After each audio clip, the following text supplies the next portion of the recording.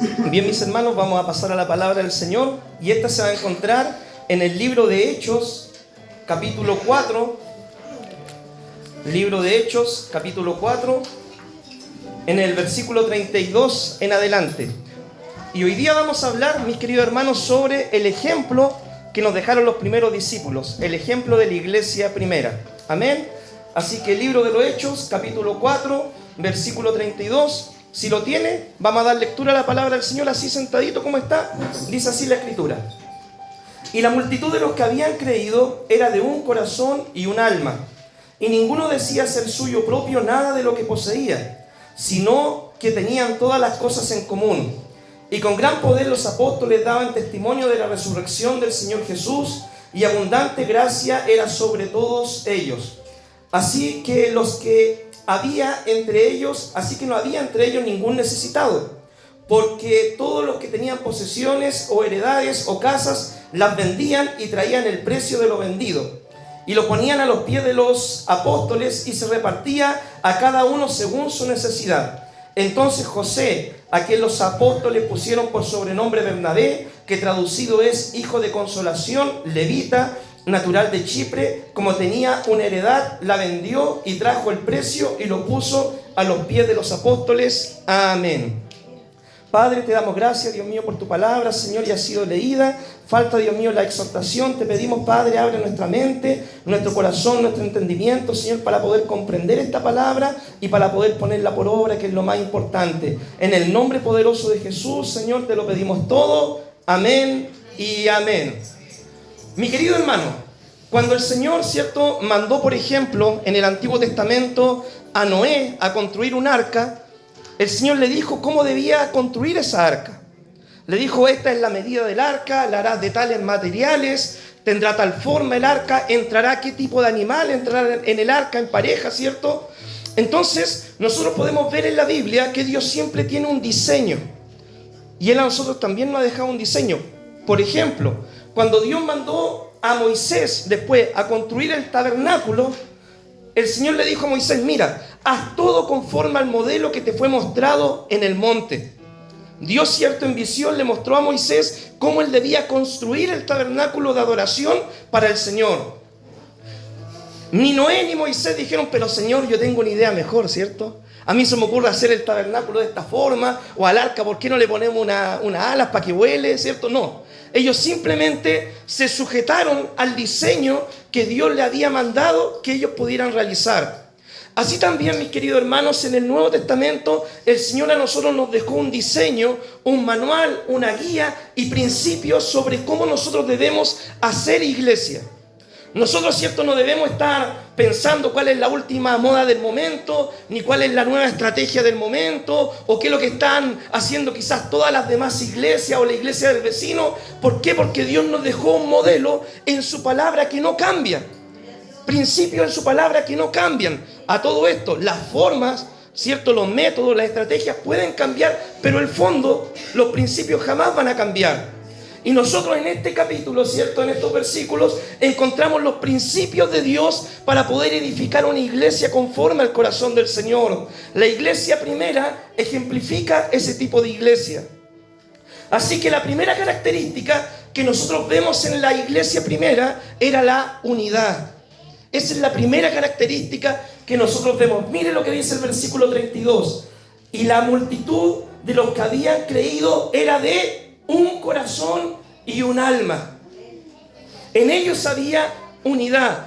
Después de la muerte y resurrección del Señor, los discípulos, ¿cierto?, seguían unidos. Dice la Biblia que el Señor les dijo: no se vayan de Jerusalén hasta que venga el Espíritu Santo sobre ustedes y recibirán poder. Entonces, ¿ellos a qué se dedicaron? A la oración. Ellos permanecieron unidos, orando, clamando, todos los días juntos en armonía, buscando, ¿cierto?, la presencia del Espíritu Santo, buscando la promesa del Espíritu Santo.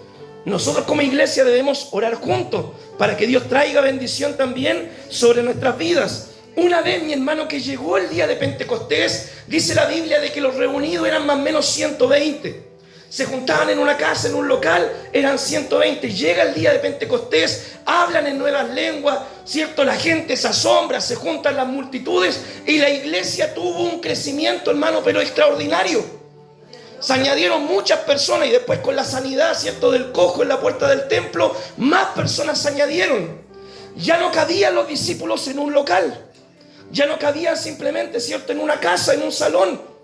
Entonces la iglesia, mi hermano, en ese tiempo, la iglesia primera se juntaba en pequeñas comunidades, en iglesias, en hogares, en casas iglesias, pero ¿qué característica tenían ellos? La unidad.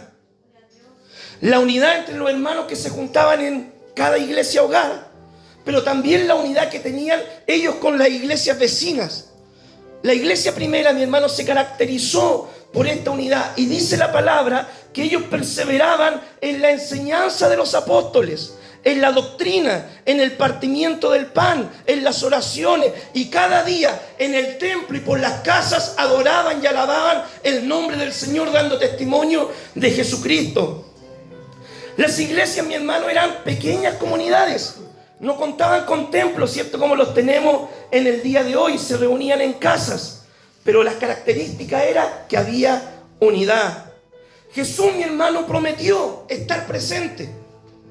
Donde hay 2 o 3 congregados, Él dijo, yo voy a estar allí. Y de repente, ¿cierto?, los pastores típicamente nos pasa, vemos que llega poquita gente al templo, o que de repente es invierno, está lloviendo, los hermanos no pueden venir, y como que nos entramos a desalentar un poco. O nos vemos un poquito abrumados de repente, ¿cierto?, porque miramos la cantidad. Pero mi querido hermano, déjeme decirle que donde hay 2 o 3 congregados, el Señor está ahí presente. Y Jesucristo está aquí el día de hoy. Porque acá vemos más de 2 o 3 congregados en el nombre del Señor. La persona más importante, mi hermano, ya está presente en este lugar. Y esa persona es Jesucristo. Donde hay 2 o 3, la presencia de Dios iba a estar allí. La iglesia primera, mi hermano, no contaba con grandes templos como tenemos nosotros hoy en día. No podían reunir una gran cantidad. Aparte, vivían en un tiempo donde había persecución, donde a los cristianos, ¿cierto?, se les oprimía por ser discípulos. Ellos se juntaban en pequeñas comunidades, 10, 15, 20, 25, pero el Señor estaba presente en sus reuniones. En la unidad, mi hermano, está nuestra fuerza como iglesia. Si nosotros nos unimos en un mismo sentir, en un mismo espíritu, podremos lograr grandes cosas. Alguien una vez dijo, mi hermano querido, que las matemáticas de Dios son las sumas y las multiplicaciones. Esas son las matemáticas del Señor. Pero las matemáticas del enemigo, ¿cuáles son? Las restas y las divisiones. Mi querido hermano, Dios te llamó a este lugar para sumar, para multiplicarte, para por medio de tu vida, de tu testimonio, de tu ejemplo, el Señor puede impactar la vida de otros vecinos, de familiares, de personas conocidas, y pueda llegar a este lugar. Y que este lugar se pueda multiplicar para la gloria del Señor. Y que cada iglesia de Dios se multiplique. Amén. Amén, mi hermano. Tenemos que pensar en crecimiento. Como iglesia, mi hermano, siempre nosotros debemos procurar la unidad. Obviamente, ¿cierto? Unidad no es uniformidad. Que se entienda. Por ejemplo, alguien dijo una vez, en lo fundamental debe haber unidad, pero en las cosas secundarias puede haber libertad. Si yo quisiera hacer la uniformidad de la iglesia, diría, desde hoy en adelante, pastor, todos los hermanos vienen, ¿cierto?, con pantalón negro, con terno y con corbata, y todas las hermanas van a venir así, y si no viene así, usted no es recibida. Eso es uniformidad. Nosotros en lo secundario debe haber libertad, en lo que no es relevante, pero en lo fundamental puede haber, ¿cierto?, debe haber unidad. Por ejemplo, hay hermanos, mis queridos hermanos, ¿cierto?, que le encanta salir a predicar con un parlante. Gloria a Dios, mi hermano. A mí por lo menos me encanta salir a predicar persona a persona. ¿Cierto? Hay un propósito, hay un principio, el ganar alma. El cómo usted lo lleve a cabo depende de la guía del Espíritu Santo para su vida y para la congregación. Hay hermanos, ¿cierto?, que le encanta cantar coros tradicionales. Gloria a Dios. Y hay otros, ¿cierto?, que nos gusta cantar coros más de este tiempo, ¿cierto? Gloria a Dios también. Pero el principio no cambia. ¿Y cuál es el principio? Que la gloria y la honra debemos dársela al Señor.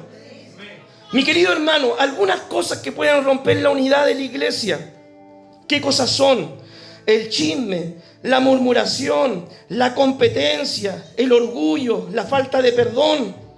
Como cristianos, mi hermano, debemos nosotros rechazar todas las obras de la carne y procurar, mi hermano, tener siempre la unidad en la iglesia.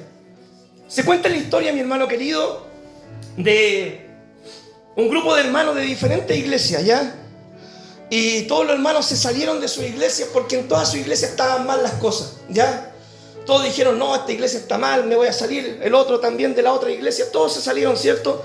Y dijeron, hermano, juntémonos, porque nosotros vamos a constituir la verdadera iglesia, dijeron los hermanos.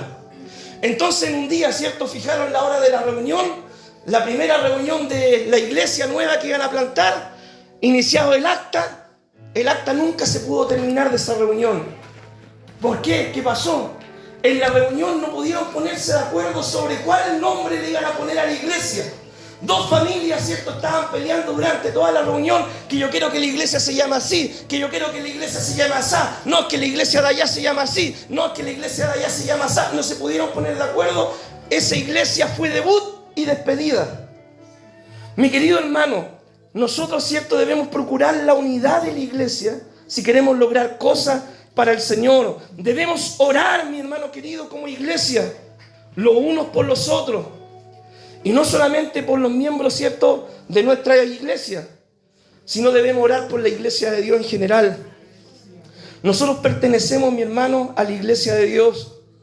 Y debemos orar, ¿cierto?, por las demás iglesias, por los demás hermanos, por los demás pastores, por nuestras autoridades también. Y también, obviamente, por nuestra membresía local. Eso refleja la unidad, ¿cierto?, en la iglesia.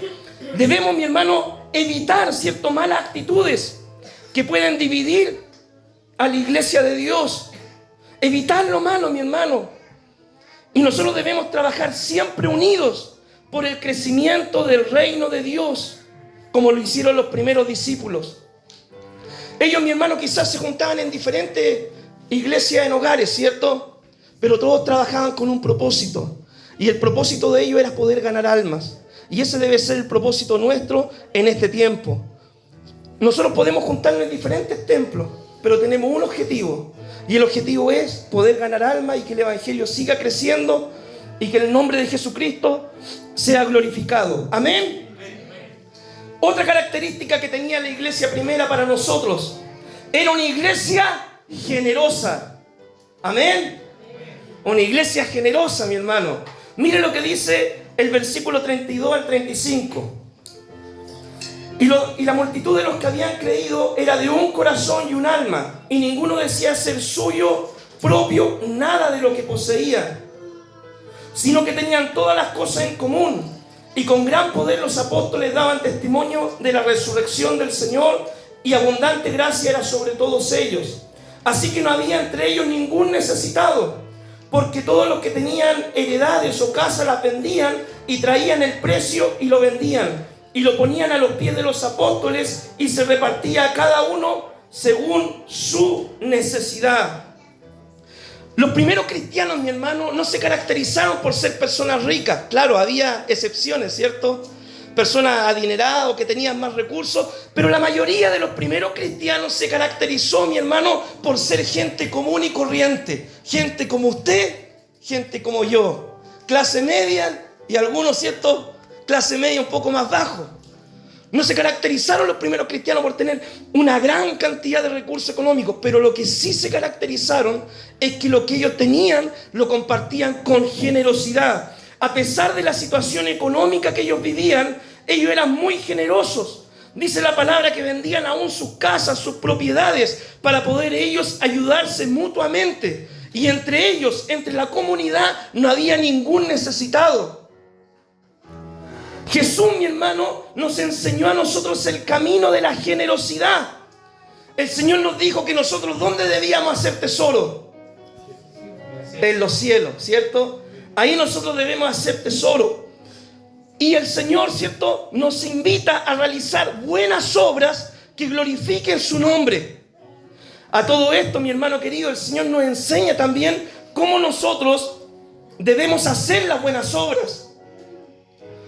El Señor nos dice, cuando tú hagas una buena obra, hazla en silencio, hazla en secreto. No sepa tu izquierda lo que hace tu derecha. Porque, mi hermano querido, el ayudar, ¿cierto?, a un necesitado no es para publicarlo en Facebook.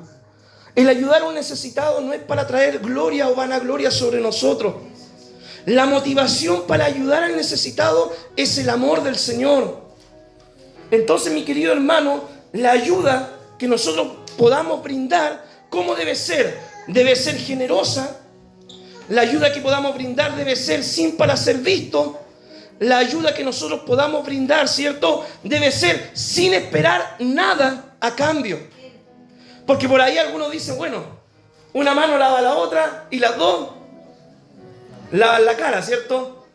Pero mi querido hermano, en el Señor no es así. Una mano lava a la otra y no espera nada a cambio en el Señor. Cuando uno ayuda a un necesitado, cuando uno hace una obra social, cuando uno ayuda a un hermano, ¿cierto?, uno no tiene que esperar nada a cambio. Lo único que usted pueda esperar, si lo hace de corazón y de buena voluntad, es que un día el Señor eso se lo va a recompensar. Amén. La palabra del Señor nos enseña, mi hermano querido, que nosotros no somos salvos por hacer buenas obras. Porque la motivación para hacer buenas obras es el amor. Pero dice la palabra en el libro de Efesios que Dios preparó de antemano buenas obras para que nosotros las pudiéramos llevar a cabo. Además, mi hermano, la palabra del Señor nos enseña que nosotros no debemos amar solamente de palabras, ¿cierto? Dice, no améis solamente de palabras, hijitos míos, dice el apóstol Juan.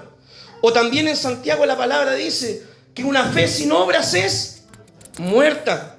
Entonces, mi hermano, nosotros debemos ayudar a los hermanos necesitados de nuestra iglesia, de nuestras comunidades. Debemos ayudar también a los necesitados que Dios nos ponga en el camino. Dios te va a poner gente en el camino, mi hermano, para que tú puedas ministrar. Y mucha de esa gente se va a convertir. Dice la palabra del Señor que en la iglesia primera no había ningún necesitado. Porque cuando alguien quedaba sin trabajo, había una necesidad, la iglesia, cierto, suplía esa necesidad, ayudaba a los hermanos. Dice también que la iglesia primera tenía favor con los de afuera. Entonces la gente decía, oye, ¿qué tienen estos tipos que son tan buena onda? ¿Qué tienen, cierto, estos creyentes, cierto, que mira, me ayudan sin esperar nada a cambio? Cuando he estado en necesidad me visitan, me han ido a ver cuando estoy enfermo. Me han traído, cierto, una bolsa de primicia, cierto, cuando quedó sin trabajo mi esposo. ¿Qué tienen estas personas que se reúnen para adorar a este Cristo? Eso captaba la atención del mundo y los movía a acercarse al Señor. Por eso es importante ser generoso. En una oportunidad, mi querido hermano, se cuenta una historia de que Juan Wesley, usted conoce quién es Juan Wesley, ¿o no? Juan Wesley fue el que fundó la iglesia metodista, ¿ya? En una oportunidad, Juan Wesley, un cristiano extraordinario, mi hermano, a todo esto, dice de que él, después de mucho tiempo, logró comprar unos cuadros para su casa, ¿cierto? Compró 2, 3 cuadros y los puso ahí en su casa. Y esa tarde, noche, era invierno, había mucho frío. Y él estaba contento porque pudo comprar esos cuadros para poder decorar su hogar. Y cuando él estaba contemplando esos cuadros, dice que le tocan la puerta. Él va, abre la puerta y ¿qué había ahí? Una joven que estaba pidiendo una limosna. Y esta joven, mi hermano querido, hacía frío, era invierno, no tenía ni siquiera un abrigo y estaba pidiendo algo para poder comer. Juan Wesley fue, buscó entre lo que tenía y ayudó, ¿cierto?, a esta joven. Después, cuando él vuelve a entrar a la casa y mira de nuevo esos cuadros, se hace la siguiente pregunta y dice, ¿el Señor se habrá agradado de cómo yo he gastado mi dinero? Un par de cuadros en la pared valen más que la vida de una persona. Un par de cuadros en la pared que decoran mi hogar valen más, ¿cierto?, que las necesidades de esta joven. Mi querido hermano, Juan Wesley, él pudo haber amasado una fortuna en su vida. Él escribió muchos libros, mucha literatura. Fue un hombre totalmente extraordinario, hermano. Si algún día busca la historia de la biografía de él, se va a dar cuenta de eso. ¿Sabe lo único que él dejó cuando murió? Dejó una tetera y una cuchara. Esa fue la herencia que él dejó. Mi querido hermano, nuestro tesoro no está acá en la tierra. El auto, la casa, el campo, ¿cierto? Las zapatillas de marca, la ropa de marca, las cosas, ¿cierto?, que podamos acumular, todo eso se va a quedar. El día que partamos de este escenario de la tierra, no nos vamos a llevar absolutamente nada. Lo único que nos vamos a llevar es nuestra relación con el Señor y los tesoros que tú hayas podido lograr hacer eternos para el reino de los cielos. Así que, mi hermano querido, Dios no puede bendecir a un hermano que es tacaño. Dios no puede bendecir a un hermano que es avaro. Dios no puede bendecir a un hermano que es mezquino. Dios, ¿a quién bendice? Dios bendice al creyente generoso. Amén. Al generoso bendice el Señor. Demos, mi hermano querido, sin esperar nunca nada a cambio. Y aunque no nos agradezcan en la vida, porque puede pasar que usted ayuda desinteresadamente, nunca le da la gracia ni nunca lo nombran, o que otro se lleva, ¿cierto?, la jineta al final del camino. No importa, hermano. Dios, ¿cierto?, sabe todas las cosas. Y haga tesoro en los cielos, porque de aquí en la tierra, ¿cierto?, lo que acumule, nada se lo podrá llevar. Y es más, de repente, ¿cierto?, cuando deja mucho tesoro acá en la tierra, de repente después los hijos se lo pelean. Amén. Así que, mi hermano querido, otra característica que tenía la iglesia primera, era una iglesia evangelística, una iglesia ganadora de almas. Mire lo que dice la palabra en el 4:33. Y con gran poder los apóstoles daban testimonio de la resurrección del Señor Jesús, y abundante gracia era sobre todos ellos. Mi hermano querido, los primeros discípulos, Jesús le dio una tarea. Le dijo: esperen en Jerusalén hasta que venga el poder del Espíritu Santo, la persona del Espíritu Santo sobre sus vidas, y los llene de poder y autoridad. Y ustedes me serán testigos en Jerusalén, Judea, Samaria y hasta lo último de la tierra. Mi hermano querido, la palabra testigo significa: ustedes me llegarán a ser mártires. Eso significa la palabra testigo. Llegarán a poner su vida por causa del Evangelio. Los discípulos, mi hermano, cuando recibieron la unción del Espíritu Santo, su vida ya no volvió a ser la misma de antes. Cuando Pedro recibe el Espíritu Santo, lanza un sermón, mi hermano, se convierte en 3.000 personas. Cuando un día Pedro iba con Juan a orar al templo, ven un enfermo, hacen una oración, el enfermo se sana, mi hermano. El Espíritu Santo es necesario que nosotros lo podamos tener en nuestra vida. Porque con la unción del Espíritu Santo vienen también la activación de los dones sobrenaturales en la iglesia. Jesucristo dijo: estas señales seguirán ¿a quién? A los que creen. En mi nombre hablarán nuevas lenguas, echarán fuera demonios, sobre los enfermos pondrán las manos y sanarán. Mi hermano querido, tú y yo necesitamos la unción del Espíritu Santo para poder ser una iglesia relevante en este tiempo. Una iglesia que predique el poder del Espíritu Santo, que no se avergüence de Cristo, que pueda volver a orar por los enfermos y poder ver milagros, sanidades. Necesitamos la unción y la llenura del Espíritu Santo. Los primeros cristianos, mi hermano, el evangelismo para ellos era normal. Si usted, por ejemplo, lee el Nuevo Testamento, quizás no encontrará muchas exhortaciones como a obra de evangelista, porque para los primeros cristianos el ganar alma era el ADN de ellos. Por eso está el libro de los Hechos, mi hermano. El libro de los Hechos nos muestra cómo era la vida de los cristianos. Muchas iglesias fueron plantadas por cristianos comunes y corrientes.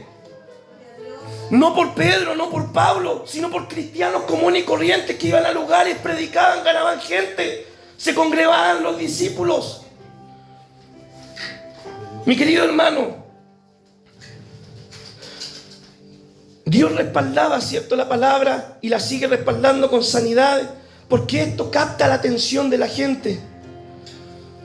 Cuando usted, por ejemplo, le cuenta a alguien y le dice: mira, el Dios que yo conozco es un Dios que cambia vida, un Dios que rompe cadenas, un Dios que transforma al drogadicto, un Dios que puede sanar al enfermo. Esto despierta en la gente, ¿cierto?, un interés por conocer también al Señor.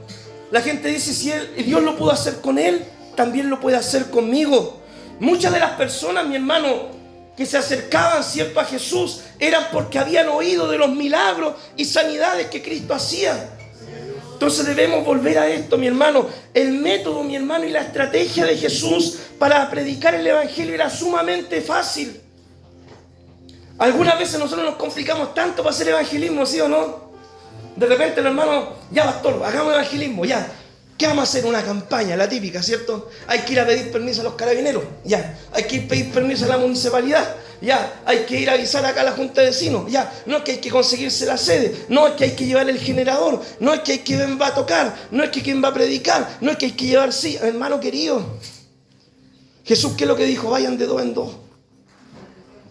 Si usted tiene la unción del Espíritu Santo, no necesita nada más, mi hermano. Usted con otro hermano que quiere evangelizar, pónganse de acuerdo, oren, salgan a caminar por las calles con un paquete de 100 tratados. Yo le digo, hermano, un paquete de 100 tratados en un día, que usted empiece en la mañana a predicar, en un día se lo acaba, antes del día. Lo único que necesita es la unción del Espíritu Santo para cumplir la gran comisión y la disposición del corazón para que Dios lo use. Mi hermano querido, nosotros en nuestra iglesia, se lo cuento porque quizás le puede servir, los días miércoles salimos a evangelizar. Yo digo, hermano, los que puedan acompañarme el día miércoles, ¿cierto? A las 4 de la tarde vamos a salir a entregar tratados, ¿sí o no? Mi hermana Isabel, mi hermana Jacqueline, la pastora, que son siempre las que me acompañan. Amén, la hermana Alicia también, ¿cierto? Vamos, pastor. Un paquete de tratados, en un ratito, mi hermano, vamos entregando. Harta gente. Los días jueves igual salimos a evangelizar, estamos en una nueva misión, ir a los Copihue a predicar. En un ratito, mi hermano, uno entrega hartos tratados. Y uno dice, ¿funciona o no funciona? Sí funciona, mi hermano. Un día sábado llegaron 2 personas nuevas, ¿cierto?, de los Copihue a conocer la iglesia. Mi hermano querido, hay que salir a hacer la tarea para que la iglesia crezca. ¿Usted quiere que su iglesia crezca? Amén. Yo también quiero que mi iglesia crezca. Entonces, mi hermano querido, debemos todos ponernos, ¿cierto?, en la brecha y salir a predicar el Evangelio, invitar a la alma a que se acerquen al Señor. Si usted le regalara, mi hermano querido, 1 hora solamente al Señor a la semana y le dijera, Señor, yo te voy a regalar todos los días miércoles 1 hora para evangelizar, usted no se alcanza a dimensionar del impacto que usted puede producir en la vida de muchas personas si usted se dispone en las manos del Señor. Amén. Use las redes sociales, mi hermano, para compartir el Evangelio. Yo, por ejemplo, en mis redes sociales, mi hermano, siempre grabamos las predicaciones y yo comparto eso. Constantemente estoy predicando. Claro, de repente el pastor Jorge comparte lo que almorzó, ¿cierto? Obviamente, ¿cierto? Para que no digan, nadie comparte puras prédicas, ¿cierto? Igual tiene vida el hombre, ¿ya? Pero casi siempre las predicaciones, los estudios, las actividades de la iglesia, una forma de evangelizar, mi hermano, ocupando las redes sociales. Predique con su ejemplo, mi hermano, que es lo más importante. Porque nosotros podemos hablar muy bonito, tener muchas verdades, pero la gente se va a fijar en nuestra forma de vida, si lo que predicamos es coherente con lo que yo vivo. Y entienda lo siguiente, su responsabilidad, mi hermano, es predicar. La responsabilidad de Dios es salvar las almas.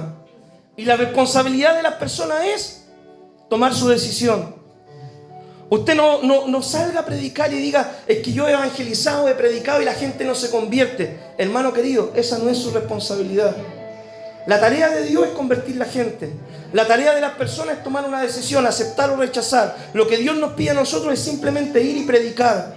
Los resultados, mi hermano, se los dejamos al Señor. Amén.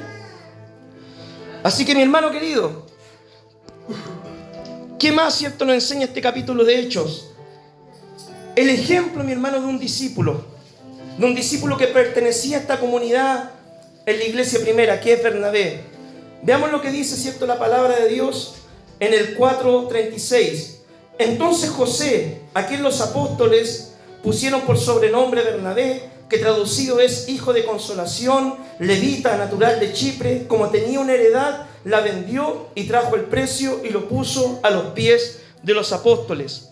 Mi hermano querido, Bernabé era un levita. Dice la Biblia que él tenía un terreno y él ese terreno lo vendió para poder aportar a la obra del Señor. Era un creyente generoso que amaba a Dios, amaba el Evangelio, amaba la obra y él bendijo la obra del Señor. Usted me dirá, ¿esto pasa hoy en día? Sí, mi hermano. Cuando hay generosidad sí pasa. Mi hermano querido, yo en el templo, ¿cierto? Un día un hermano, yo tenía sillas de colegio en el templo. sillas blancas de colegio. Y un día un hermano me dijo, pastor, me dijo, están muy charras las sillas. Yo le dije, sí, ¿qué le vamos a hacer? Hay que juntar plata, lo típico. ¿Qué hacemos? Un plato único. Me dijo, pastor, yo lo voy a bendecir con las sillas. Amén, mi hermano. Y me dijo, ¿cuántas necesita, pastor? Y yo no sé si pequé de atrevido, ¿cierto? Y le dije, bueno, hermano, hay 70 sillas blancas. Me dijo, ya, pastor, yo le voy a donar 70 sillas. Y ahí pequé más de atrevido. Y yo le dije, pero hermano, tienen que ser firmes porque las blancas serán charlas, pero son firmes. No, pastor, no se preocupe. Cuando de repente, oiga, pastor, ¿tiene tiempo? Sí, ¿por qué? Venga para mi casa, ¿cierto? Llegó un camión. Fui a ver el camión, hermano, lleno de sillas. El hermano nos donó 70 sillas. Hermano querido, cuando hay generosidad en el corazón de los hermanos, la iglesia puede avanzar. Otro hermano un día, pastor, ¿sabe qué? Necesitamos una batería en la iglesia. Sí, hermano, no tenemos tanta ofrenda, tanta plata. No se preocupe, pastor, yo la voy a donar. Ahí la donó. Otro hermano, voy a donar la tele. La donó la tele. Otro hermano, ¿cierto? Así, mi hermano. Yo realmente doy gracias al Señor porque he experimentado la bendición del Señor también. Y yo se lo quiero compartir a ustedes, mi hermano, porque ustedes pueden bendecir mucho este lugar también. Gracias, ¿cierto?, a su trabajo, a lo que Dios les da, los bendice. Gracias, ¿cierto?, a que tienen salud, tienen vida, tienen trabajo. Ustedes pueden también ser una bendición para esta iglesia local. Amén, para que más gente llegue, para que más gente pueda llegar a un lugar, ¿cierto?, y pueda encontrarse con la bendición del Señor. Bernabé era así, un creyente generoso.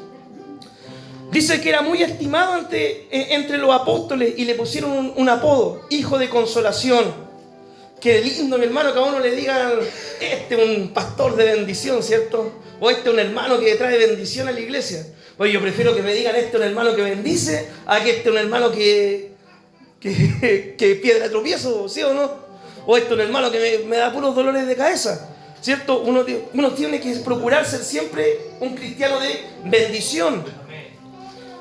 Bernabé, ¿cierto?, fue usado, mi hermano, también para poder discipular a Pablo, cuando nadie creyó en Pablo. Cuando Pablo se había convertido, ¿cierto?, pero todos tenían miedo de juntarse con Pablo, Bernabé creyó en él, lo fue a buscar, lo llevó a Antioquía, le enseñó, y después el Espíritu Santo los comisionó a ambos, ¿cierto?, para ser apóstoles. Bernabé, mi hermano, aparte era un creyente maduro. Era un creyente, mi hermano, que, por así decirlo, creía en las nuevas generaciones. Cuando Pablo con Bernabé fueron en su viaje misionero, dice que llevaron de ayudante a Juan Marcos, ¿ya? Pero Juan Marcos, mi hermano, era más pequeño, era más novato, ¿cierto? Y tenía miedo en la misión porque vio las persecuciones, los peligros, las situaciones que vivían los apóstoles. Entonces llegó a cierta ciudad y dijo, muchas gracias, mi hermano, yo me vuelvo a la casa de mi mamá, ¿cierto? Y se volvió Juan Marcos ahí a su tierra. Y Pablo con Bernabé siguieron predicando. Pero cuando inician su segundo viaje misionero, Bernabé quería darle una nueva oportunidad a Juan Marcos. Pero Pablo decía, no, porque él nos abandonó y no. Finalmente Pablo, ¿cierto?, tomó a Silas y emprendió un segundo viaje misionero. Bernabé tomó a Juan Marcos y le dio una nueva oportunidad. Al final y al cabo, mi hermano, de la historia, ¿quién tenía la razón? Bernabé. Porque el mismo Pablo, mi hermano, termina diciendo en una de sus epístolas, y tráeme a Marcos, porque él me es útil para el ministerio. Entonces, mi hermano, Bernabé ejemplifica un cristiano bien maduro, un cristiano que da nuevas oportunidades, que acompaña, que discipula, que es ejemplo de los demás, que es generoso, que cumple la misión. Bernabé, aparte, mi hermano, nunca tuvo celos de Pablo, porque primero, si usted se fija en el libro de los Hechos, dice la palabra de que Pablo y Bernabé, ¿cierto?, salían a misionar, y se nombra primero siempre a Bernabé y después a Pablo. Pero después en la historia hay un giro. En la historia hay el giro y se empieza a nombrar a Pablo y después a Bernabé. Pero Bernabé, mi hermano, no se sintió atacado, no se sintió menoscabado, no se sintió menos cristiano, sino que él simplemente, ¿cierto?, siguió trabajando para traer gloria a Dios y para poder expandir el evangelio. Y esto nos muestra, mi hermano, la madurez que nosotros debemos tener como hijos del Señor. Así que, mi hermano querido, no nos preocupemos, ¿cierto?, porque nuestro nombre sea el más conocido, ¿ya? Sino que solamente, mi hermano, trabajemos por amor al Señor, por amor a la obra de Dios. siendo ejemplo, mi hermano, para los nuevos creyentes. Trabajemos en ello en el discipulado, mi hermano, que la meta pueda llegar a formar creyentes como el Señor Jesucristo. Esa es la meta, mi hermano. Es bastante ambiciosa la meta que nos pone el Señor, pero esa es la meta de Él. El que fuera perfeccionado llegará a ser como el Maestro. Que podamos, mi hermano, gozar de un buen testimonio como lo hicieron los primeros cristianos, ¿cierto? Y ser siempre hijos de bendición, mi hermano, para nuestra iglesia local y también para nuestra denominación. Amén. Que cuando hablen de nosotros, ¿cierto? Digan, este es un hijo de bendición, ¿cierto?